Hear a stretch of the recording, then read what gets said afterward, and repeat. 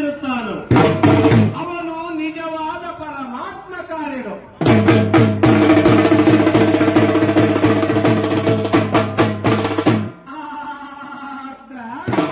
ಸತ್ತದಾತಂ ಸಮಂ ಪಿಂಡಂ ಸಮಯೋನಿ ಸಮದ್ಭವಂ ಸತ್ತದಾತಂ ಸಮಂ ಪಿಂಡಂ ಸಮಯೋನಿ ಮದ್ಭವಂ ಆತ್ಮಜೀವ ಸಮಾಯುಕ್ತಂ ವರ್ಣನ ಕಿಂ ಪ್ರಯೋಜನಂ.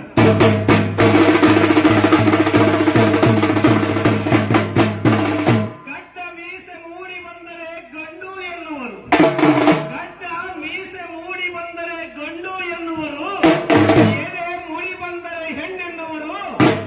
ಆದರೆ ಒಳಗೆ ಇರುವ ಸುಳಿವು ಆತ್ಮ ಹೆಣ್ಣು ಅಲ್ಲ ಗಂಡು ಅಲ್ಲ, ನಿಜವಾದ ಪರಮಾತ್ಮ ಕಾರ್ಯನು.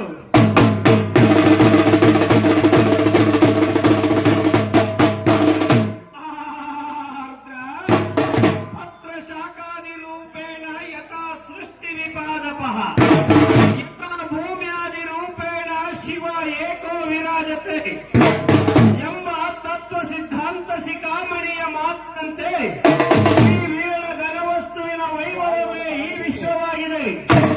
ದಮ್ಮೆನೋ ಹದಮ್ಯನಾಗಿಯೂ ಅಪ್ರಮೇಯನು ಭ್ರಮೆಯನಾಗಿಯೂ ಗೋಚರನು ಅಗೋಚರನಾಗಿಯೂ ಈ ನಾಡಿನ ಸಮಸ್ತ ಸೃಷ್ಟಿ ಲಯ ರೂಪದಲ್ಲಿ ತೋರಿದ್ದಾನೆ.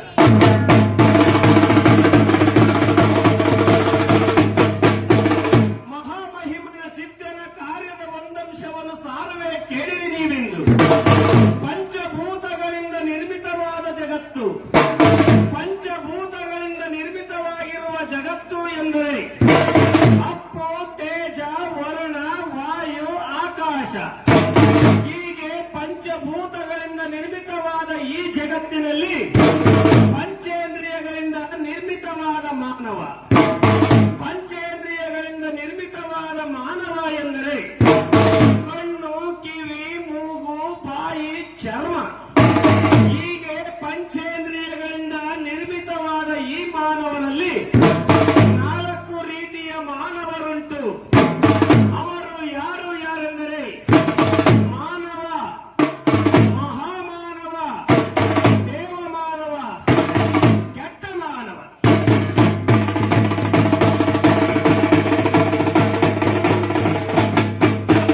ಹಾಗಾದರೆ ಮೊದಲನೆಯದಾಗಿ ಮಾನವ. ಮಾನವ ಎಂದರೆ ಯಾರು? ಮಾನವ ಎಂದರೆ ತನಗೆ ಒಳಿತನ್ನು ಮಾಡಿದವರಿಗೆ ಒಳಿತನ್ನು ಮಾಡುವವನು ಮಾನವ. ಎರಡನೆಯದಾಗಿ ಮಹಾಮಾನವ. ಮಹಾಮಾನವ ಎಂದರೆ ಯಾರು? ಮಹಾಮಾನವ ಎಂದರೆ ತನಗೆ ಒಳಿತನ್ನು ಮಾಡದವರಿಗೂ ಒಳಿತನ್ನು ಮಾಡುವವನು ಮಹಾಮಾನವ. ಮೂರನೆಯದಾಗಿ ದೇವಮಾನವ. ದೇವಮಾನವ ಎಂದರೆ ಯಾರು?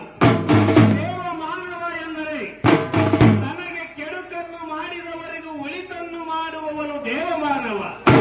ಇನ್ನು 4ನೆಯದಾಗಿ ಕೆಟ್ಟ ಮಾನವ. ಕೆಟ್ಟ ಮಾನವ ಎಂದರೆ ಯಾರು? ಕೆಟ್ಟ ಮಾನವ ಎಂದರೆ ತಾನು ಒಳಿತನ್ನು ಮಾಡದೆ ಒಳಿತನ್ನು ಮಾಡುವವರನ್ನು ಕಂಡು ಸಹಿಸಿಕೊಳ್ಳಲಾಗದೆ ಅವರಿವರ ವಿಚಾರಗಳನ್ನು ಮಾತನಾಡಿಕೊಳ್ಳುತ್ತಾ ಇಂತಹ ದೇವತಾ ಕಾರ್ಯಕ್ರಮಗಳಲ್ಲಿ ಗಲಾಟೆಯನ್ನು ಮಾಡುತ್ತಾ ಕಾಲ ಕಳೆಯುವವನು ಕೆಟ್ಟ ಮಾನವ.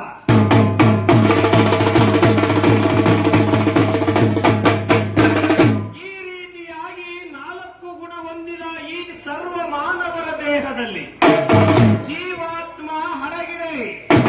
ಆ ಜೀವಾತ್ಮ ಮಾನವನಿಗೆ ಹೇಳುತ್ತದೆ, ಕೆಲವು ಮಾನವ, ನಾನು ನಿನ್ನಲ್ಲಿ ಸುಖ ಬಯಸಿ ನಿನ್ನೊಂದಿಗೆ ಈ ಕರ್ಮಭೂಮಿಗೆ ಬಂದೆನು. ನಾನು ನಿನ್ನಲ್ಲಿ ಸುಖ ಬಯಸಿ ನಿನ್ನೊಂದಿಗೆ ಈ ಕರ್ಮಭೂಮಿಗೆ ಬಂದೆನು. ಆದರೆ ನೀನು ಅಂತರಂಗದಲ್ಲಿರುವ ಜೀವಾತ್ಮವನ್ನು ತೃಪ್ತಿಪಡಿಸದೆ ಬಹಿರಂಗದಲ್ಲಿರುವ ನಿನ್ನ ದೇಹದ ಸುಖ ಮಾತ್ರ ಪಟ್ಟೆಯಲ್ಲೋ ಮೂರ್ಖ.